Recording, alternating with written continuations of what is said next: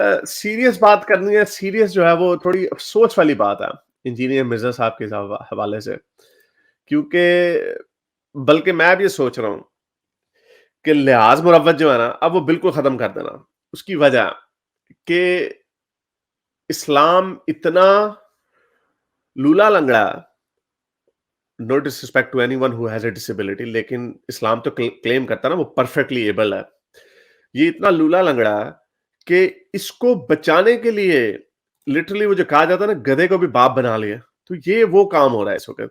Engineer Mirza साहब जो कि नज़रिया इर्तिका को नहीं मानते और उन्होंने साथ एक वो फ्रॉडिया बिठा दिया, जिसको उन्होंने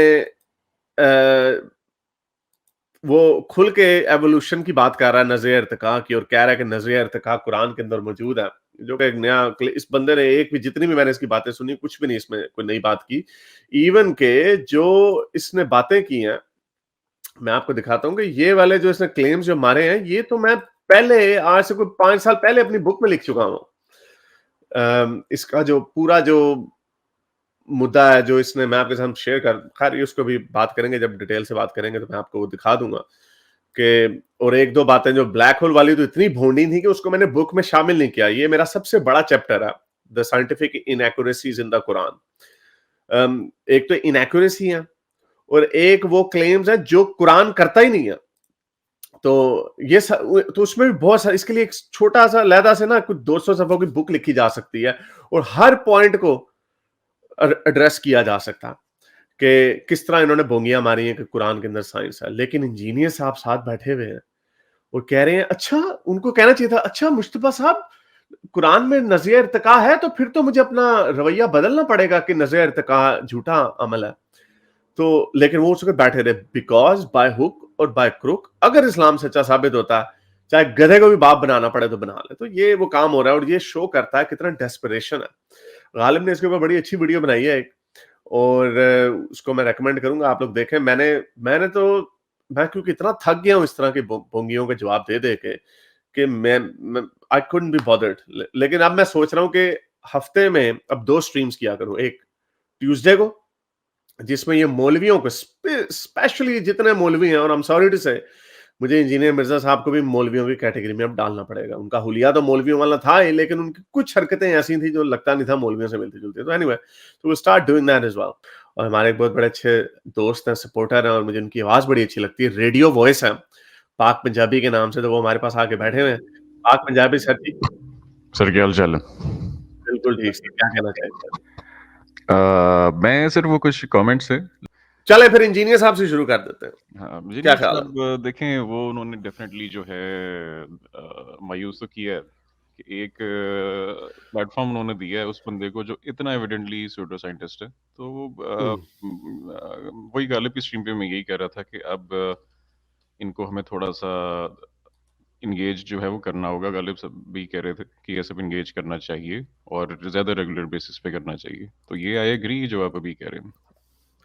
एब्सोल्युटली, और इनको एंगेज अब करना पड़ेगा, बिकॉज मेरी मेरी इसमें, I don't know about Ghalib, लेकिन मेरी इसमें पॉलिसी ये थी कि जो इंसान अगर थोड़ी बहुत ही बेहतरी लाता है even with in the realm of religiosity, leave them alone. ये मेरी मेरी हमेशा से ये पॉलिसी रही है कि इस्लाम को दो तरह से खाया जा सकता है, थ्रू रिफॉर्म एंड थ्रू इल्हाद। और ये जो पूरी जो बिल्डिंग है इस्लाम की, ये आहिस्ता आहिस्ता दोनों तरफ से जब खत्म हो जाएगी, then will be left with either atheism या very reformed version of Islam which will not be as dangerous. But I would rather have, मेरे नजदीक बेहतर ये होगा कि लोग इस्लाम को बिल्कुल ही फेंक दिया जाए, बजाय इसके कि कोई और अच्छी सी शक्ल बना के। दैट्स द रीजन मैंने गांधी साहब को भी कभी इतना एड्रेस नहीं किया। लेकिन मैं अब ऐसा ये कल भी वक्त आना, जी जी जी। लेकिन अब ये वक्त आना ही आना है कि अब देखें, इंजीनियर साहब को लोग छेड़ते होंगे, तंग करते होंगे, जेल हाथ का जवाब दें, ये जवाब दें, तो अब वो क्या करें? He also, and I think he might have also stayed out of it for some reason. लेकिन ये, इससे अब इज्तनाब करना बिल्कुल नामुमकिन होता जा रहा है। व्हाई? बिकॉज आपने लोगों को बाबों से निकाला है। बाबों से मुराद है तोहम परस्ती को, और ये तो मैं बड़े ऐसे से कहता आया हूं कि हजारों बाबों को आपने ट्रक के नीचे फेंक दिया, बस एक बाबा और इंजीनियर साहब, एक बाबा और। लेकिन वहां पे आके इनका रवैया बिल्कुल वही हो जाता है जो बाकी लोगों का अपने बाबों के हवाले से है। इधर देखा तो सोना, उधर देखा तो सोना, आगे देखा सोना। वो बाबे ने बाजार से छलांग मारी, इधर आके और गिरती हुई औरत को कैच कर लिया और दस्ताने पहने हुए थे ताकि उसके नंगे हाथ पे औरत का बदन ना लगे। इस तरह की बातें मैं सर वो कल एक यही दोस्त से यही डिस्कस कर रहा था कि ये मेरे लिए एक साइकोलॉजिकल केस स्टडी है कि जो जो लोग बाकी cognitive dissonance, classic case of cognitive sir dissonance. लेकिन ये कैसे होता है कि आप विद इन मजहब हर चीज के बारे में बिल्कुल लॉजिकल हो आप वैसे भी मैं कुछ लोग ऐसे हैं जिनको जानता हूँ जो जिंदगी में बड़े ऑब्जेक्टिव हैं बहुत लॉजिकल हैं लेकिन क्या ऐसा होता है कि वही जो आपकी वाली बात है कि सबसे बड़े बाबे पे जाके कौन सा ऐसा रोड ब्लॉक होता है कि वहां आपको वो चीजें नजर आना बंद ये मेरी मेरे लिए साइकोलॉजिकली एक बहुत इंटरेस्टिंग है और मतलब इस पे शायद मैं थोड़ी बहुत रिसर्च भी देखूं कि ये क्या ऐसा मामला है कि otherwise very objective very intelligent people लेकिन जहां मामला फेथ पे आता है वो कोई ऐसा एक स्विच बंद होता है ये आपका अब इतना एक्सपीरियंस है आपको क्या ज़हन में आता है कि वहां आके क्या ऐसा मामला होता जब हम देखते हैं फ्रांसिस कॉलिंस को, Francis Collins, yes, he is the one who decoded human genome. और इसके ऊपर सैम हैरिस ने भी बात की और भी एक बड़ी अच्छी recently conversation I Francis Collins की रिचर्ड डॉकिंस के साथ। दोनों obviously, and he Dawkins respects him a lot, लेकिन दोनों वही आर्गुमेंट रख रहे हैं, उसका कंक्लूजन और निकाल रहे हैं। तो इन दोनों की इंटेलिजेंस के ऊपर तो कोई शक नहीं किया जा सकता। Obviously we can't put engineer and these people in that category, because obviously उनकी जो साइंस के ऊपर जो उनकी महारत है। लेकिन सैम हैरिस ने इसके ऊपर बड़ा अच्छा जुमला दिया था। उसने कहा था जब भी हम इन लोगों को देखते हैं जो बड़े इंटेलिजेंट लोग होते हैं, और जब हम उनकी जंप देखते हैं फ्रॉम सो कॉल्ड एथियज्म या अवे फ्रॉम रिलीजियोसिटी, जब हम उनकी जंप देखते हैं टुवर्ड्स रिलीजियोसिटी, तो वो बड़ी एक मजे की होती है। फॉर एग्जाम्पल फ्रांसिस कॉलिंस ने कहा कि जब मैंने देखा एक आबशार जम गई है और उसका जो पैटर्न मैंने देखा, I looked at it and I wondered कि this can only be a work of God.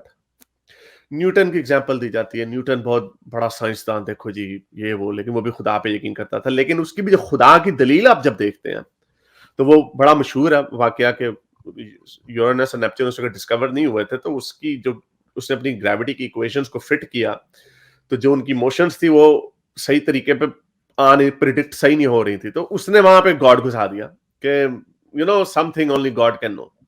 हालांकि वो ये भी कह सकता था कि हो सकता है मेरी इक्वेशन में प्रॉब्लम हो, जो सीमिंगली प्रॉब्लम नहीं थी। जो उसकी जो ग्रेविटी की जो उसकी थ्योरी है वो अर्थ के ऊपर बड़े इजीली अप्लाई करती है, और इसलिए उसके लिए ये समझना जरूरी था कि द फैब्रिक ऑफ स्पेस का एक फैब्रिक है, जो आइंस्टाइन ने उसको रिफाइन किया कि ये फैब्रिक है जो बेंड होता है, जिसके बेंड होने से ग्रेविटी जो हेवनली बॉडीज है वो सारी मैसिव ऑब्जेक्ट्स के गिर्द घूमती हैं। तो ये उसका नतीजा था।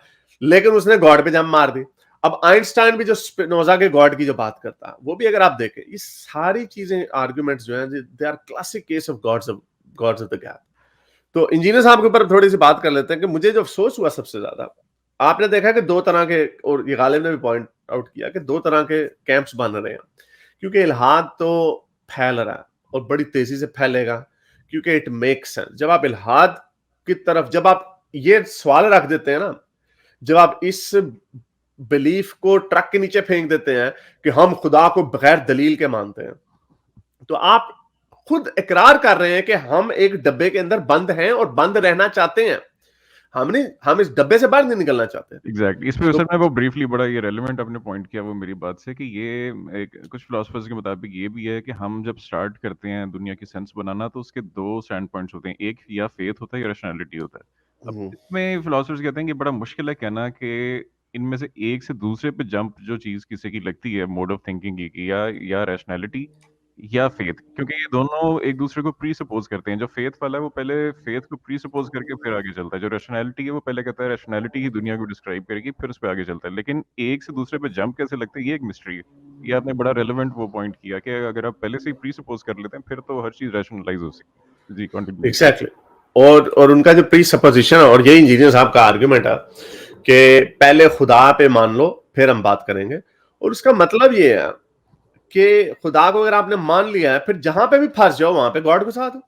वो उन्होंने एक वीडियो डाली, पता नहीं आपने इसको देखा कि नहीं, मैं चलो सोचा था उसको भी डिस्कस कर लूं, लेकिन ये इतनी भूंडी वीडियोस हैं, अब इनके ऊपर बंदा क्या बात करे। मेरा तो obviously I am running out of patience. उन्होंने कहा कि हमारे स्टूडेंट ने उस वीडियो को ना, ऊपर वो वीडियोस लगा के वो जी आम जो होता है पहले हरा होता है फिर पीला हो जाता है, वाह खुदा की कुदरत। वो जी मैं कह दूंगा जी, पहले बच्चा छोटा होता है फिर बड़ा होता है, वाह खुदा की कुदरत। यानी हर चीज के अंदर अगर जहां पे आपको नहीं समझ आती आपने वहां पे गॉड घुसा देना। मैं सोच रहा था, उन्होंने कहा कि मैं तो नेशनल ज्योग्राफिक और इसकी मगरमच्छ की एग्जांपल दे दी। यार हर चीज के पीछे एवोल्यूशनरी एक्सप्लेनेशन है। तो वो कहते हैं, मैं जब भी खुदा को देखता हूँ, नेचर एनिमल प्लैनेट डिस्कवरी की, एनिमल्स की कोई डॉक्यूमेंट्री देखता हूँ, तो मेरा तो खुदा के ऊपर ईमान मजीद पक्का हो जाता है। वो इसलिए पक्का हो जाता है बिकॉज लाइल्मी जो है ना, लाइल्मी, और वो जो नील डिग्रास टायसन ने कहा था कि universe does not owe you any explanation.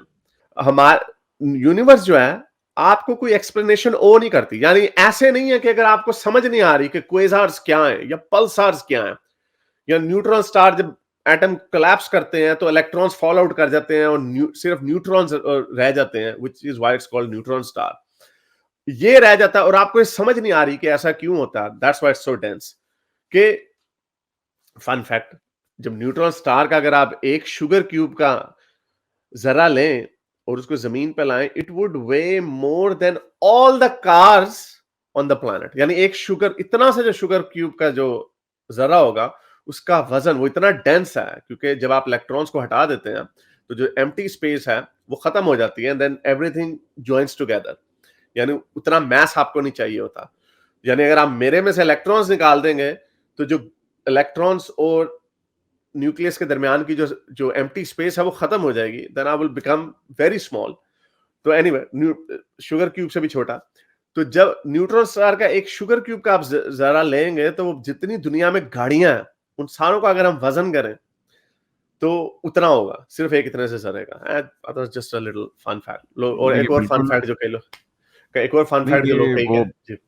जी, गालिब की शायद कल स्ट्रीम में कह रहा था कि वैसे भी एक जनरल है कि ये नार्सिसिज्म की भी इंतहा है, कि जो वास्टनेस यूनिवर्स की हम देखें और उसके बावजूद हम सोचें कि ये यूनिवर्स जो है वो हमारे लिए बनाया गया या हमारे हिसाब से बनाया गया। आई थिंक ये नार्सिसिज्म की भी इंतहा है कि एक एक तो टाइम के हिसाब से कि 13 अरब साल हो गए हैं और हम ह्यूमंस अभी 1-2 लाख साल पहले हैं। एक तो टाइम के हिसाब से, फिर वास्टनेस के हिसाब से कि हम उसके कितने हिस्से पे हैं, तो ये हम सेंटर ऑफ यूनिवर्स किसी तरह भी बनते ही नहीं है। अब ये मुझे याद नहीं आ रहा कि मैंने अपनी बुक में कहाँ पे लिखा था। एडम, अब एक जहन में आया, गालिब ने मेरे ख्याल में बड़ी अच्छी तरीके से एक्सप्लेन किया है। और उसमें वो जो फ्रॉडिया साइंसदान था, 2 नंबर साइंसदान, वो कहता है कि जी 50,000 साल पहले इंसान था। तो गालिब ने कहा ये पता नहीं इसने कहाँ से उठा लिया। Obviously the 50,000 term is wrong. ये मुझे याद है, मैंने अपनी बुक में भी ये मैंने आपको नहीं, बताया ना, उसने आई सारी बिलीव उसने कहा था कि हजरत आदम जो हैं वो शायद, जहाँ तक मुझे कुछ ऐसे ज़हन में आ रहा है कि 50,000 साल पहले है ना। जिसकी कोई उसे रेफरेंस नहीं दिया, कोई मतलब वो एक रहम। हदीस है, वो एक हदीस है कि कितना टाइम पास हुआ है। हजरत आद ये सही सही इब्न बान हदीस 6190 की हदीस है। ये मैं आपके सामने शेयर कर देता हूँ। रसूलुल्लाह से एक दफा पूछा गया कि, ये मैंने अपनी बुक में जिक्र किया था, had Adam been a prophet, हजरत मोहम्मद ने कहा yes. The man asked how much time passed between him and Noah. 10 करन, यानी 10 जनरेशंस। यानी हजरत आदम और हजरत नूह में 10 जनरेशन थी। और अगर चलो मान लिया हजार हजार साल की भी जनरेशन थी, क्योंकि हजरत नूह की उम्र 900 साल कही जाती है ना। अगर मान लिया जाए, और ये मैंने इसके ऊपर डिस्कस किया कि नूह 950 साल जिंदा रहा वगैरह वगैरह, तो ये 10 जनरेशन का मतलब 10,000 साल। ठीक है, हम्म। 10,000 साल रहे हैं, तो इसका मतलब 50,000 का मतलब ये है कि हजरत नूह आज से 40,000 साल पहले थे। 40,000 साल पहले आइस एज भी थी। क्या कॉन्सेप्ट है इनके पास आइस एज का है? यानी कुछ भी नहीं है, जो ऐसी जंपे मारते हैं ये लोग। असल में सर, अगर आप इतना अपनी एपिस्टेमोलॉजी की फेथ ले लें और उसका नॉलेज जो है वो आप एक वैलिड सोर्स ऑफ नॉलेज ले लें, तो फिर तो आप वो 60 हाथ के जो कहते हैं इंसान, वो भी अब जाहिर है जब आप वो एक एक चीज़ को आप उसको उन टर्म्स पे आपने लेके ही नहीं आना कि ये रियलिटी डिस्क्राइब करे या उसके चेक्स नहीं है, तो फिर तो जाहिर है कोई भी मिथ जो है एग्जैक्टली। वो और नहीं लेकिन फिर ये कंपेयर करने की कोशिश करते हैं ना, ये कंपेयर करने की कोशिश करते हैं कि हम साइंस से साबित करेंगे। जैसे वो जी एग्जैक्टली। आसमान फाड़ जाएगा, द बिग क्रंच हो गया ये। वो अल्लाह मियां, वो यही डराया जाता है ना, ऊपर से आएंगे जिन, ऊपर से आएंगे चीजें। एवरीवन इमेजिन्स इट फ्रॉम ऊपर से आने को लोग इमेजिन करते हैं, या करते जमीन के नीचे से कोई आ जाएगा। तो जमीन के नीचे से भी इन्होंने याजूज माजूज की बनाई हुई है एक थ्योरी या that's behind the wall, but similar some लोग, कुछ लोग कहते हैं कि शायद जमीन के नीचे से निकलेंगे वो लोग। तो ये सारी चीजें पुराने वक्तों को डराने के लिए इसी तरह की बातें की गई, लेकिन इन्होंने ये इतने डेस्परेट हैं। लेकिन मुझे अगेन, इस बंदे ने तो खैर कोई भी नई बात नहीं ना की, जैसे मैं अभी आपको ये दिखाता हूं कि ये तो अब आपने शायद वो वीडियो देखी होगी, तो आप बताएं कि इसमें से कौन सी ऐसी, ब्लैक होल वगैरह को तो मैंने डिस्कस इसलिए नहीं किया था बिकॉज वो इतना भोंडा था कि मैंने कहा शायद इसको कोई लोग सीरियसली भी नहीं लेते। अब ये देखें, बिग बैंग, इसका जिक्र इसने मारा, वही पुराना भोंडा आर्ग्यूमेंट। एम्ब्रियोलॉजी का भी इसने किया जिक्र कि नहीं उस बंदे ने, जियोलॉजी का मेरे फ्रॉडियन। इल्म में इसने नहीं अच्छा, किया। चल वो भी इसने बुक में किया हुआ होगा। सॉल्ट एंड फ्रेश वाटर, मीठा पानी कड़वा पानी के साथ मिलता नहीं है। वो फिरौन की बॉडी मिल गई, वो भी डिस्कस किया। नॉलेज ऑफ द माउंटेन, हमने पहाड़ ऊपर से ठोके हैं। द कुरान एंड सेरिब्रम, वो जी प्री फ्रंटल कोर्टेक्स है, इसका भी जिक्र इसने मेरे ख्याल किया। हाँ, आई बिलीव ये इसका भी किया। ये भी पुराना क्लेम है जो कि एक हुआ इसने है। और साइंस मारी है कि 6 दिनों में जो खुदा ने बनाई है दुनिया, वो छह कोई याम है, सिक्स गैलेक्टिकल पीरियड्स है। ईपॉक्स या पता नहीं गैलेक्टिकल ईयर्स से हाँ, उसने वो लिंक करने की गैलेक्टिकल कोशिश की। ईपॉक्स में भी नहीं बनते सिक्स, ये किसी मैंने लेवल से नहीं बनते। मैंने आप डबल आठ चेक कह दें, किया। मैंने आप बड़े आठ एंगल कह से दें, हाँ, मैंने आप बहुत 8 कह एंगल दें, से 10 चेक कह दें। किया कि किसी तरह कहीं से 6 नंबर आ जाए यार, ये इसने कोई तो बेसिस ली हो। लेकिन अच्छा, आप उसके ऑफिशियल एक्सप्रेशंस नोट करेंगे ना, जब वो बता रहा होता है इन पॉइंट्स को, वो बहुत जल्दी में डिस्क्राइब करता है, कोई इनमें रेलेवेंट डिटेल्स नहीं देता। I think he knows what is doing. मुझे नहीं लगता कोई इस बंदे का वाकई ईमान शिमान है इन चीजों में। मुझे तो लगता है ये फ्रॉड है, इसे कॉन आर्ट है, he is an absolute cone artist. कौन मैं आपको आर्टिस्ट है। उसकी वजह बताता हूँ, मैं आपको उसकी वजह बताता हूँ कि कॉन आर्टिस्ट क्यों है ये कॉन आर्टिस्ट इसलिए है, यानी कई तो होता है ना, you genuinely believe in your interpretations, या आप जेन्युइनली बिलीव करते हैं कि यार जमीन और आसमान को जुदा जुदा करती है, लाइक थाउजेंड्स ऑफ मुसलमान जो इसको सब्सक्राइब करते हैं विदाउट गोइंग, लेकिन वो बिलीव करते हैं हाँ बिग बैंग का तो यही मतलब है, सारा मादा अलहदा हो गया, तो जमीन और आसमान अलहदा अलहदा हो गई। तो ये जो बातें करते हैं ये तो जेन्युइनली बिलीव है। लेकिन जब वो ये दावा कर देता कि मेरी बुक को पढ़ के, इंजीनियर साहब मैं आपका स्टूडेंट हूं, मेरी बुक को पढ़ के 150 लोग यूरोपियन साइंसदान एग्जैक्टली। मुसलमान हो गए, that claim at that very moment he new he was lying. अब मुझे तो पता ना कि मेरी बुक को देखकर कितने लोगों ने हुआ है, या कितनों ने इस्लाम छोड़ दिया, या कितनों ने इस्लाम कबूल कर लिया। अगर कोई लेकिन दो साइंटिस्ट भी हुए होते ना, दो भी या एक भी, तो एक मेजर इवेंट होता है। इसने नाम पूरी दुनिया में झंडे गाड़ने थे कि ये देखें ये बंदा है, इसने उसे फॉरवर्ड झंडे क्या लेना था अपनी गाने थे। बुक पे। अब देखे ना मेरी बुक को, जो जैसी भी है, जो भी कोई भी कुछ भी कहता, मेरी बुक को एक दुनिया के साइंसदान ने यस। इंडोर्स किया। दिस इज इट, ये सबूत है इसका। ये बाकियों ने ना पढ़ी हो, लेकिन मुझे एक पता, एक ने तो पढ़ा है ना, जो मेरा फेवरेट साइंसदान है रिचर्ड डॉकिंस, उसने तो पढ़ा है ना, और बिल्कुल। उसने उसको इंडोर्स भी किया कि the character Mohammed in the fatuous claim, fatuous का मतलब भोंडा बोंगी क्लेम, कि कुरान में एम्ब्रियोलॉजी भी है और बाकी की मॉडर्न साइंसेस भी हैं। उसने पढ़ा वो पूरा चैप्टर, और उसे और मैं उससे भी मिलूंगा 22 तारीख को, उसे पूरा चैप्टर पढ़ा, और उसमें उसको कोई ऐसी बात नहीं लगी जो मैंने की हो जो साइंसी गलत हो, साइंसी एतबार से गलत हो। इंजीनियर साहब बड़े मजे से कहते हैं जी ओ कितनी ज्यादती है, उसने रिचर्ड डॉकिंस से इतने बड़े मजहब को डिस्कस नहीं किया। हमने इतना बड़ा मजहब है, मेरी बुक में इतना बड़ा मजहब है, क्रिश्चियनिटी को डिस्कस नहीं किया, एथियज्म का मुकदमा रखा है, उसको क्रिश्चियनिटी का जिक्र नहीं किया। व्हाई? इंटरेस्टिंग है सर बिकॉज वैसे ये आपका पॉइंट, कि यहाँ फिर इंजीनियर अपने ही पॉइंट के खिलाफ जा रहा है कि आप तो बात करते थे खुदा पे कि हम तो पहले बस खुदा पे बात करेंगे, तो उसने जनरली फिर खुदा पे बात की अगर है, तो आपको वहाँ इस्लाम क्यों याद आ गया? इसका मतलब है कि वो आपके इसलिए खुदा पे बात होने की जरूरत है। आपका है ही खुदा नहीं, तो तो ये स्टोइक ने यही बात की थी कि, एग्जैक्टली। और ये जो वीडियो जो सो कॉल्ड इन्होंने रिस्पॉन्स दिया है, ये वाला जो इन्होंने सो कॉल्ड रिस्पॉन्स दिया एथियस्टों को इस वीडियो के, जब आप क्लिक करें तो इसके अंदर जो इन्होंने ये वाली बात की, उसके अंदर हर रेफरेंस कुरान दिया और अल्लाह का दिया। He is not talking about God, he is talking about Allah. अल्लाह की जो कैरेक्टरिस्टिक्स हैं उसके ऊपर बात कर लेते हैं। लेकिन जो गालिब ने जब बात की, और मैं भी वही बात करता हूं, ये लोग समझते हैं पता नहीं, ये अपने अवाम को चूना लगाने के लिए ये समझते हैं कि हम इनको गॉड की एग्जिस्टेंस के ऊपर बात करेंगे, एथियस्ट भाग जाएंगे। ओ मामा, तो हमारे तो हर बच्चे को पता है कि teleological argument, cosmological argument, ontological argument क्या है। यही 4-5 बड़े आर्गुमेंट, और कॉस्मोलॉजिकल के अंदर वो argument from sir contingency I think argument वो फ्रॉम फर्स्ट डरते हैं मोस्ट मेरे ऑर्डर। ख्याल से। जो मुझे नज़र आता है, क्योंकि कई चीज़ों से हिंट्स मिल रही हैं। एक तो जिस तरह वो एंगेज नहीं करना चाहते और इस पे अड़े हुए हैं, और वो गालिब भी क्लियरली कह चुका है, आपने भी कहा हुआ है कि हम गॉड पे भी बात करने के लिए तैयार हैं, कोई दाड़ में भी कर रिस्पॉन्सिबिलिटी लेते हैं, नंबर ये वन। ये तो हमारे बच्चे का खेल है, ये तो हमारे स्टूडेंट्स भी कर लें इसके ऊपर बात, हमारे स्टूडेंट्स आप बिल्कुल। जाके कर लें इससे बात। वो तो ये, और इनको पता है इस बात का, इनको पता इंजीनियर सिंपली साहब को इस गुलजार बात ने का सर पता है। एक शॉट डाला था उसमें, वो इन्होंने अपनी जब ये लाइव स्ट्रीम लेते हैं तो ये कैमरे का होना भी लाजमी करार देते हैं कि कैमरा, तो इनको पता है कि कैमरे से एथियस्ट तो वैसे ही फिल्टर आउट हो जाएंगे। तो इससे नजर आता है कि अच्छा, ट्रेड। जी। अच्छा ये वजह है वाकई।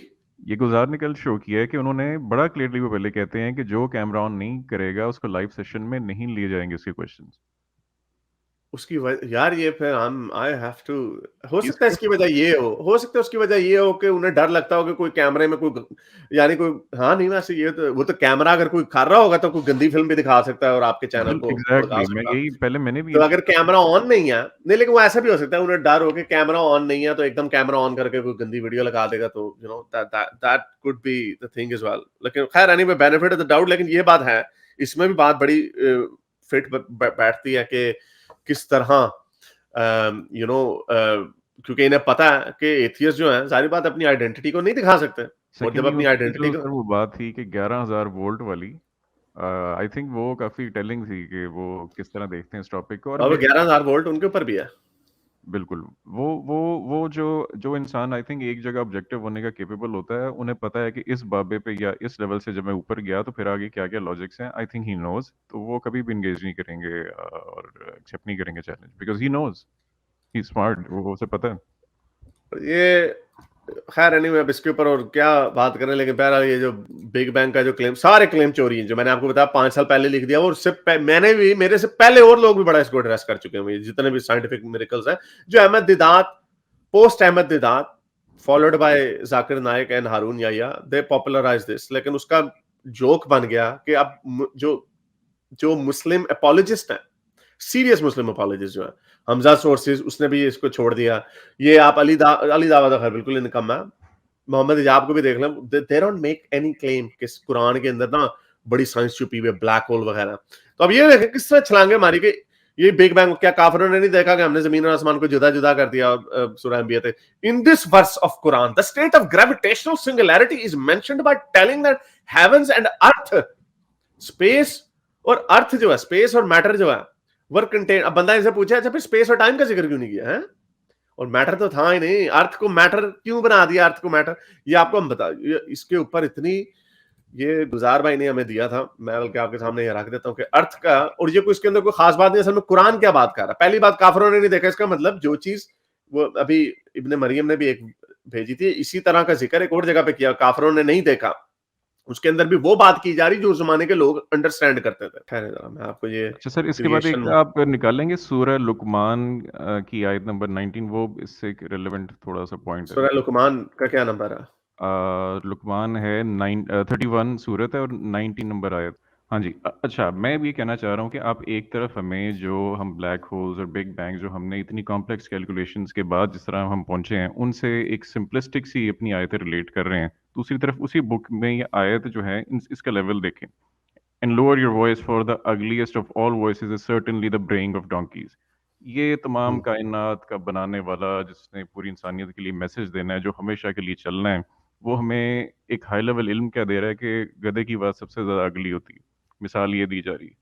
तो ये एक तरफ ये कम्प्लेक्सिटी है, और दूसरी तरफ आप हमें जो आप मैथमेटिक्स जिससे हम अराइव करते हैं बिग बैंग, तो ये इंतहाई इंसल्टिंग है कि आप हमें कहें कि ये जो है ये एक्चुअली उसके साथ रिलेट कर रहा है। और इस तरह की न्यूमरस और आयतें हैं कि आपको समझ आ जाती है कि बात, ओवरऑल जो कुरान का मैसेज है वो बहुत ही सिंपल लैंग्वेज में है, बहुत सिंपल बातों में है, और उस ये जमाने के हिसाब से है। और ये देखें, और ये देखें, ये बाकियों के, ये क्रिएशन मॉडल बाकी कल्चर्स में यही रहा है। Dhammai of India, the Diegueno of California, earth and heaven had to be separated because no room for growth in the darkness otherwise. Romans का भी यही बिलीव था, heaven and earth by natural force of God. In ancient Greece Kronos, time, उन्होंने time को भी जोड़ दिया, space time, वाह जी वाह। castrated his father and separated heaven and earth, यानी टाइम ने हेवन एंड अर्थ, अगर इसको उठा लें तो ये एक नॉन कॉन्सेप्ट था। और इसी तरह creation myth of Karachi of Africa, The gods of heaven rest firmly on earth and human offspring are nearly smothered. गैब और नूत की कहानी इजिप्शियन बड़ी मशहूर है। इसी तरह की सुमेरियंस की भी बिल्कुल वही कहानी है। Maori and other Polynesian people said that the sky father and earth mother, Mars, धरती माता, clung so tightly that the children had no choice but to fall apart. अच्छा जी।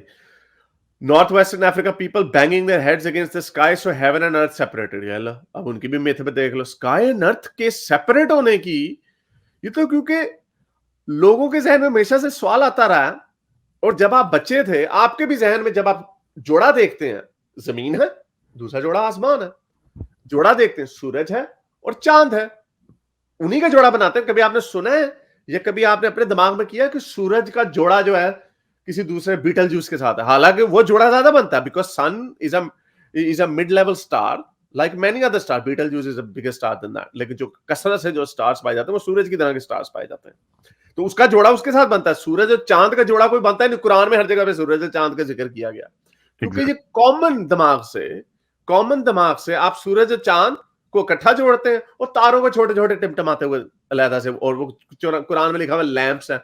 कुरान को ये नहीं पता था मीटियोराइट और स्टार के दरमियान का डिफरेंस नहीं कुरान को पता। अल्लाह मियां ने वो कुरान की आयत मुझे भूल गई कौन सी, अल्लाह मियां ने पहले जब वो जिस अपनी मर्जी से बन जाए या जबरदस्ती बन जाए जमीन और आसमान को कहा, और फिर उसके बाद मुतवज्जा हो गया सितारों की तरफ। हमें पता है कि सितारे बने 300 million years after the big bang, a billion years after that galaxies बनी। इस चीज का हमें पता है। आप James Webb telescope is going as far as 300 million years after the big bang, और उसके आगे बीच डार्क एजेस हैं, फिर cosmic microwave background radiation, the earliest light जो है। तो ये इन चीजों को जोड़ना, लेकिन एनीवे अगेन ये बंदा तो क्वैक है, ये बंदे ने तो इंजीनियर साहब को भी ना बेवकूफ बनाया। इसने लिटरली इंजीनियर साहब को बेवकूफ बनाया। उसकी फॉलोइंग देखे, कोई 300 बंदे उसको ट्विटर पे फॉलो करते हैं, nobody knows him and he gave him the biggest platform. क्यों? बिकॉज वक्त के अगर मौका मिले तो गधे को भी बाप बना लो। महावरतन ये मैं बात कर रहा हूँ, इन्होंने गधे को भी बाप बना लिया इन्होंने। और एनीवे तो ये बाकी की जितनी सर उसने जब ये मल्टीपल यूनिवर्स वाली बात को उसने कहा था प्रूव हो गई है, उसके बाद 100% आई थिंक कोई भी अगर सीरियस आदमी उसके बाद कहता है कि ये एक सीरियस साइंटिस्ट है, तो फिर वो मतलब उस क्या कहा जा सकता है कि ये नाइंसाफी की भी हद है। मल्टीवर्स नहीं, वो मल्टीवर्स ये मुझे लगता है ये वही ना एवेंजर्स वगैरह को देख के समझना। वो गालिब ने भी यही बात की, एवेंजर्स वगैरह को देख के ना समझना मल्टीवर्स ठीक है। मल्टीवर्स की मैड होना स्पाइडरमैन की बड़ा इंटरेस्टिंग वो एक मैंने देखा कि इसने एक मैग्मा वाला पॉइंट लेके आया कि ओशंस की बेड पे जो है वो मैग्मा इसकी वजह से मैग्नेटिक फील्ड, और मैंने ऑनेस्टली स्पीकिंग मुझे समझ ही नहीं आया मैग्मा में कहां से मैग्नेटिक फील्ड आ गई। मार्स जो है जियोलॉजिकली डेड प्लैनेट है। मार्स की भी थोड़ी सी मैग्नेटिक फील्ड है, ज्यादा नहीं है, बहुत थोड़ी है, वीक है, जिसकी वजह से उसका वो मैग्मा में से है वो, लेकिन अर्थ की कोर में इसने शो किया कि ओशन के बेड पे, और उससे नहीं मैं आपको बता रहा हूं कि मैग्मा, मैं आपको बता रहा हूं वो हाँ वो मैग्नेटिक फील्ड बनती कैसे है। मैग्नेटिक फील्ड जो है वो तो कोर की जो अंदर स्पिन हो रही है उसकी वजह से बनती है। एग्जैक्टली। तो ये तो बच्चे को भी पता है कि जब आप electric field leads to magnetic field, जब आप किसी भी ऑब्जेक्ट में कंडक्टर में इलेक्ट्रिसिटी पास करते हैं तो it creates a magnetic field around it. ये तो 9वीं 10वीं में भी ये एक्सपेरिमेंट करवाए जाते थे। तो अब ये बातें अब इन लोगों से बंदा पूछे क्या करें, लेकिन इंजीनियर साहब आ गए माशाल्लाह। यस सर, मैंने गालिब की स्ट्रीम में यही कहा था कि ये मसल वो कहते हैं ना कि स्टेज पे कोई गाना गा रहा हो बुरा, तो वो कहते हैं तू गाता रहे, हम उसे ढूंढ रहे हैं जो लेके आया। अब ये सारा गुस्सा इंजीनियर साहब के ऊपर है। इंजीनियर साहब क्वैक को आपने बैठा दिया यार, क्यों? सारी इंजीनियरिंग निकल गई, सारी क्रिटिकल सेंस निकल गई।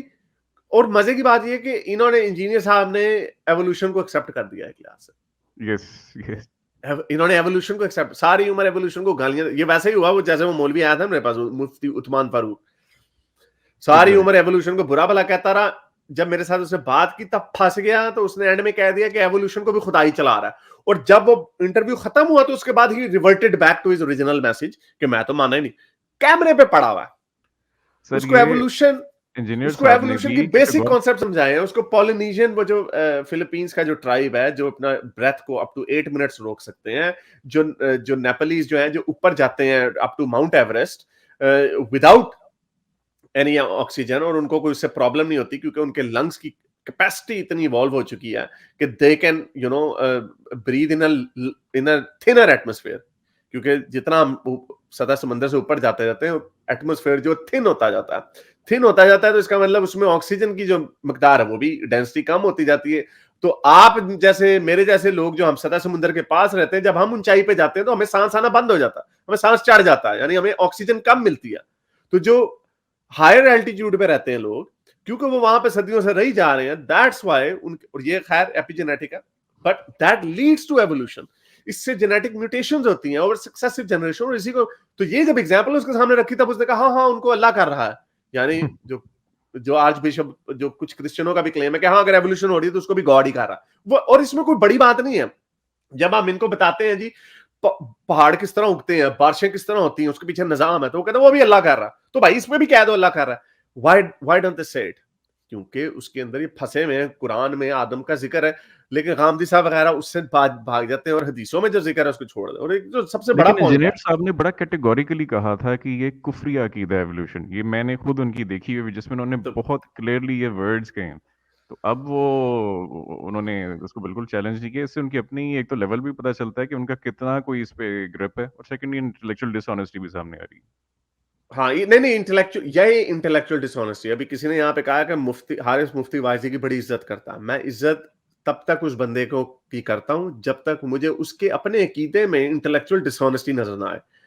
इसके बाद, इस हरकत के बाद आई कैन मैं बर्मला इस बात का इजहार कर सकता हूं कि इंजीनियर साहब ने अपनी इंटेग्रिटी और इंटेलेक्चुअल ऑनेस्टी के ऊपर बहुत बड़ा क्वेश्चन मार्क रख दिया, and I will assume he has no intellectual honesty left at all. जो बंदा सारी उम्र ये कहता रहे कि एवोल्यूशन कुफरिया कीदा है, लेकिन एक बांदर को साथ लाके बिठा दे कि जी कुरान से साइंस, क्योंकि लोग इन्हें तंग कर रहे हैं यार, ये बिग बैंग पहाड़ ऊपर से नीचे ऊपर से कैसे ठोके जाते हैं, तो जमीन से निकलते हैं। इस तरह की जितनी भोंडी बातें कुरान में लिखी हुई, जोड़े हैं जी, वो हर्मेफ्रोडाइट्स कहां से जोड़े होते हैं? विपटेल लिजर्ड है, जितने वर्म्स हैं, जितने एसेक्सुअल रिप्रोडक्शन होती है छोटे बैक्टीरिया की, उनका कौन सा मादा और नर होता है कि वो आज वो अमीबा जा रहा है अमीबा के पास, फीमेल अमीबा के पास, आओ पपी जपी करे। Who says that? तो जब ये बेसिक सिंपलेस्ट साइंटिफिक मिस्टेक्स अब इनके सामने लोग लाके रखते होंगे तो फंस जाते थे। उन्होंने कहा जी हाँ जी क्या करें, कोई क्वैक उठा के लाते हैं और बिग बैंग और ब्लैक होल्स और उसके अंदर डाल देते हैं बीच में। अल्लाह अल्लाह खैर सला, it shows no intellectual honesty. आप अपने खड़े रहे। और मुफ्ती साहब जो ये बात कर रहे हैं ना मुफ्ती वाइजी साहब की, हमने मुफ्ती वाइजी साहब के ऊपर भी ट्रैप्स फेंके हुए हैं। हमने मुफ्ती वाइजी साहब के ऊपर उनके अपने अकीदे के हिसाब से जो उलमा देवबंद के जो अकीदे हैं वो हमने उनके सामने रखे, उन्होंने जवाब नहीं दिया अभी तक। और अगर वो उनको फेंक देते हैं, उनसे बालातर होकर जवाब देते हैं, इट मींस उनकी इंटेलेक्चुअल ऑनेस्टी भी क्वेश्चन मार्क में आ जाएगी। और यही हमारा काम है कि इनको बताएं कि ये इसके अंदर लिखा है, आप ये कहते हैं, बताएं हमें इसमें इनका आपस में उसी सोच के साथ क्या आपका कंक्लूजन मीट कर रहा है प्रेमिस के साथ। अगर नहीं कर रहा तो that becomes a non sequitur. Engineer साहब ने इंटेलेक्चुअल डिसऑनेस्टी का मुजाहरा किया, एवोल्यूशन जिसको नहीं मानते उसको बीच में डाल दिया। आप इंजीनियर साहब वही लाइन पकड़े रखें गॉड ऑफ द गैप्स की, कि आम देखो पहले हरा होता है फिर पीला हो जाता है, देयरफॉर गॉड एग्जिस्ट, जिसको कहते हैं फलसफे में नॉन सेक्विटर। हमारे पास इसके पूरे, ओ जी बच्चा छोटा होता है बड़ा हो जाता है, वाह जी वाह। पहले बादल इकट्ठे होते हैं फिर बारिश होती है, वाह जी वाह। वो कहते हैं वो कुरान की आयत उसके अंदर इसी वीडियो में रखी हुई, उन्होंने कुरान की आयत दी, देखो जी अल्लाह ताला कह रहा है हमने मींह बरसाया और ताकि तुम्हारे पौधे उग जाए। अच्छा जी, पहले लोगों को नहीं पता था कि मींह बरसता है तो उससे जो खुश्क एरिया होता है वो ग्रीन हो जाता है। आप अभी देखें जो मॉनसून के सीजन आते हैं अफ्रीका में, ग्रेट, वो ये तो जानवरों को भी पता है कि जहां पे बारिश होगी वहां पे उनकी नबातात फैल जाएंगी। अब उस पर भी आप गॉड ऑफ द गैप्स का एनालिसिस, जानवरों को भी अल्लाह मियां ने बताया, यानी सर्वाइवल इंस्टिंक्ट का कोई उससे ताल्लुक नहीं है। जो द ग्रेट हर्ड माइग्रेशंस होती हैं in Africa from north to south and south to north, वो सीजनल माइग्रेशन होती है। वो इसी वजह से होती है क्योंकि वहां पे उनको पिछले लाखों सालों से वो माइग्रेशन करते आ रहे हैं कि जहां पे बारिश होगी वहां पे नबातात होंगी, और उनके साथ साथ प्रेडेटर्स जो होते हैं, जो शेर हाइनाज होते हैं, वो भी उनके साथ माइग्रेट करते हैं। तो उनकी प्रॉपर हंटर गैदरर लाइफस्टाइल है जैसा हमारा हुआ करता था। तो वो जो अल्लाह मैंने लिख दिया जी बारिश होती है तो ओ हो जी सॉरी सर हमें तो पता ही नहीं था। तो इंजीनियर साहब अब हमने अनफॉर्चुनेटली आपको, क्योंकि हमें पता है कि आप एंगेज होंगे, क्योंकि ये जो हमारा मैं कॉज वो है वो बड़ा इनको कहता इंपॉर्टेंट हूँ है। सर, और इनको मैं कहता हूँ लो बजट मिरेकल्स के कुरान में, मतलब मिरेकल तो आपको लेके आए जो वाकई आपके 14 तबक रोशन हो जाए देख के। ये मिरेकल्स कैसी लाते हैं? वो जी खनखनाती हुई मिट्टी तो मैग्मा जो है वो समंदर की बेस पे, तो फिर मिट्टी चिकनी हो जाती है, वो पानी आपस में मिक्स नहीं होते। वो देखें आसमान जो है बगैर सुतूनों के, ये कौन से मिरेकल्स हैं? मतलब मिरेकल का वर्ड जो है उसकी आप इंटेंसिटी देखें, ये इतने लो बजट मिरेकल्स, इतने मुबहम कि आपको मतलब उसको डिफेंड करने के लिए आपको 1400 साल हो गए, अभी तक आप डिफेंड ही किए जा रहे हैं और अभी तक उनकी सेंस नहीं बन रही। तो मैं तो इंजीनियर साहब से यही कहूंगा, उनसे एक्सपेक्ट करते हैं कि आपके स्टूडेंट्स ने भी नीचे कमेंट किए हुए हैं कि ये बंदा फैक्चुअली गलत बातें कर रहा है, तो आप डिसओन करें। आपका स्टैचर अच्छा, इनके स्टूडेंट्स ने भी ये बातें की? बिल्कुल, वो कह रहे हैं कि सर मैं आपका फैन हूँ, लेकिन ये बात इसने गलत की है, स्पेशली मल्टावर्स। तो क्योंकि एक सीधा ही उसने झूठ बोल दिया ना कि वो प्रूवन है, कई लोगों ने नीचे लिखा हुआ यानी उसने सिर्फ समावाते से ये इस्तदलाल किया, समावात नहीं, रब्बुल आलमीन से। और रब्बुल आलम का तो आलमीन मतलब से। हमेशा से पूरी दुनिया माना जाता है। और अल्लाह हमेशा से दो जहानों की बात करता है, एक वो जिन्नों और फरिश्तों की, और ये क्लासिकल और इवन इंजीनियर साहब की अपनी भी इस्तदलाल यही है। इंजीनियर साहब भी रब्बुल आलमीन से यही इख्तरा निकालेंगे कि एक जहान वो है जिन्नों फरिश्तों और अल्लाह ताला वाला, और एक जहान ये है हमारे वाला। तो और इसमें रब्बुल सर अभी आलमीन से डिबेट चल मुराद रही ये है, कि अल्लाह दोनों जहानों का कब इसमें अभी कब डिबेट भी चल रही है, और एक ली स्मॉलिन जो है वो वाली साइड है और कार्लो रोवेली, और एक दूसरी स्ट्रिंग थ्योरिस्ट की साइड है। तो वो ली स्मॉलिन तो कहते नहीं, आई थिंक ये मल्टीपल यूनिवर्सेस वाला क्रेजी आइडिया है कि आप क्वांटम मैकेनिक्स के वेव फंक्शन को एक्सप्लेन करने के लिए इतने इन्फिनिट यूनिवर्सेस क्रिएट करते हैं सिर्फ वेव फंक्शन को, तो it is crazy, it's a huge leap. Einstein भी इसी लाइन पे चलता था। तो ये तो भी एक बहुत रेजिंग डिबेट है। और आप उस दूसरी बात। जी, हाँ तो जी आप जी, कैरी उस ऑन। कम्प्लेक्सिटी को एक्सप्लेन करने के लिए अगर मल्टीपल यूनिवर्सेस का लीप लें, तो वो ली स्मॉलिन कहता है कि ये मेरी नज़र में ये गलत है, उसका पूरा केस है। तो ये बहुत एक डिबेट है, तो उसको अगर आप एक्नॉलेज ही कर लेते हैं ना, इतना सही वो कह देता है कि ये देखें ये उस तरफ इशारा है, तो मल्टीपल यूनिवर्सेस की तरफ, जो एक बात अभी साइंस उस तरफ शायद चली जाए, तो फिर भी हम कहते हैं कि अच्छा चलो, लिंक तो उसने बिल्कुल ही गलत किया, लेकिन चलो कम से कम साइंटिफिकली फैक्चुअली गलत बात नहीं की। उसने इस बात को ऐसे पी गया कि ये तो प्रूवन है। तो यू नो व्हाई उसने क्यों किया ऐसे, जिससे उनका उल्लू सीधा होता है। मैं आपको एक एग्जैक्ट एग्जांपल देता हूं। मैं एथियज्म में, अपने एथियज्म के डिफेंस में एक आर्गुमेंट यूज किया करता था कि universe might be cyclical, it expands, inflation होती है और फिर डिफ्लेशन होती है, वो फिर it collapses in on itself. तो उसके लिए यूनिवर्स का उसका पॉजिटिव कर्वेचर होना चाहिए, स्फेरिकल शेप होनी चाहिए। लेकिन अब मेजॉरिटी ऑफ फिजिसिस्ट, मैं इसके ऊपर पिछले कोई 1-1.5 हफ्ते से फ्लैट यूनिवर्स के ऊपर मैं बड़ा वो हुआ था, बड़ा ऑब्सेसिव हुआ था। मैंने 5-6 डॉक्यूमेंट्रियां देख ली कि यूनिवर्स को मोस्टली अब जो बिलीफ है वो ये है कि यूनिवर्स फ्लैट है। फ्लैट का मतलब, फ्लैट की फिर पॉसिबिलिटीज क्या निकलती हैं? फ्लैट की पॉसिबिलिटीज ये निकलती है कि इट इज इनफिनिट। इनफिनिट का मतलब ये है कि ये कभी भी ये ठंडी होके मरेगी, कोलैप्स होके नहीं मरेगी। और इसकी सबसे बड़ा जो आर्गुमेंट ये है, सिर्फ एक वजह है कि ये थ्योरी जो है वो गलत साबित हो सकती है, इफ अगर dark energy somehow switches of, जो कि साइंसदान कहते हैं कि इट डजंट सीम लाइकली। यानी हमें डार्क एनर्जी के ऊपर जो हमारा पूरा जो जो अंडरस्टैंडिंग है, जो कि बड़ी लिमिटेड है, कि डार्क एनर्जी इसको प्रोपेल कर रही है यूनिवर्स की एक्सपेंशन को। तो dark energy for some reason when it goes to observable universe को कहा जाता है 93 billion light years across. 45 billion का हमारा हर तरफ, 43 बिलियन का हर तरफ हमारा, सॉरी 46 बिलियन लाइट ईयर्स का हर तरफ हमारा अहाता है, अगर इसको गुब्बारा समझा जाए। लेकिन ये ऑब्जर्वेबल यूनिवर्स है जो कि स्फेरिकल हमें नजर आती है। लेकिन यूनिवर्स अगर फ्लैट है, I mean it's just constantly keeps on going, ये वो 2D वाला फ्लैट नहीं है। ये इसको समझाना मेरे पास इसमें बोर्ड नहीं है, मुश्किल है। इसमें सर बड़ा लेकिन इंटरेस्टिंग बात है मैं कि इसको पूरा जी कर जी लूं इसको। जी जी सम एस्टिमेट्स से कि it could be 7 trillion light years across. लेकिन ये सारे एस्टिमेट्स हैं, these are all estimates. Sean Carroll एक बड़ा अच्छा एस्ट्रोफिजिसिस्ट है, वो कहता है कि हम ये इमेजिन करते हैं कि यूनिवर्स, यानी क्योंकि हम जिस चीज को भी देखते हैं उसका एज होता है, एवरीथिंग हैज समथिंग, उसके खदो खाल होते हैं। ये हमारी कॉमन सेंस हम इख्तरा करते हैं। वी वांट टू इमेजिन कि यूनिवर्स का भी कोई एज है, there is an age of the universe. What is the universe expanding into? We don't know that. वो क्या है? It's obviously not space time, but what is it? That is expanding into.